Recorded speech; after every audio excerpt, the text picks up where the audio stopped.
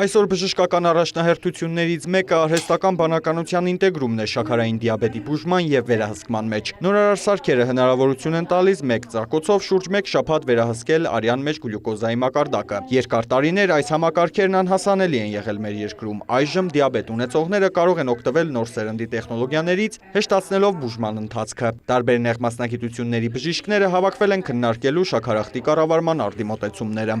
Կարծում եմ հայ բժիշկներն ու բուժառուները պատրաստ են գլյուկոզայի մոնիթորինգի համակարգի օգտագործմանը։ Բոլորս հասկանում ենք դրա կլինիկական առավելությունները, թե ինչպես կարող է այս տեխնոլոգիան օգնել շաքարային դիաբետի ամենօրյա կիրառմանը։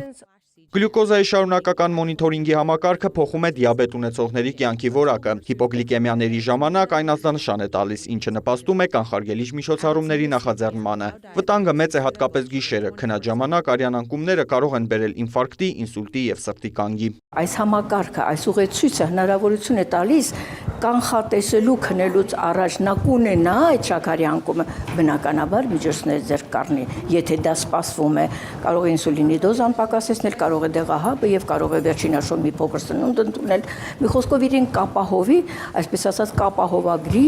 քնի մեջ սրտի կանգից։ Համակարգն աշխատում է արհեստական բանականությամբ, ինչը հեշտացնում է դիաբետի վերահսկումը։ Լինելով ժամանակակից սարք, ունի արհեստական բանականության գործիքակազմը, որը շատ կարևորվում է այսօր բոլորի կողմից եւ այդ գործիքակազմը կիրառելով էլ ավելի մեծ հնարավորություններ է տալիս սարքը, ինչպես նաեւ հատկապես կանխատեսելու հնարավոր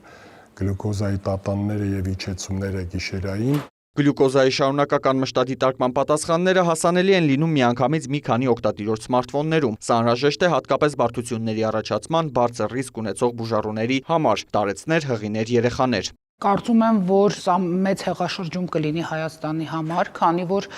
բավականին կբեռնաթափի բժշկի առօրյա աշխատանքը եւ կարծես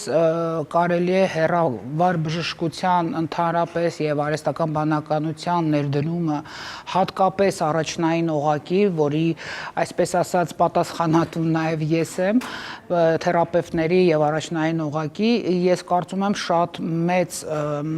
սա խթան է, որպեսզի բեռնաթափի իրենց առանցնել բավականին լարված աշխատանքը։ Մասնագետները լիահույս են, նորարար սարքի լայնամասշտաբ կիրառումը կկրճատի դիաբետի պատճառով մահվան ցուցանիշները, շեշտակի երկարացնելով բուժառուների կյանքի տևողությունը։ Արամ Մարանդյան լուրեր։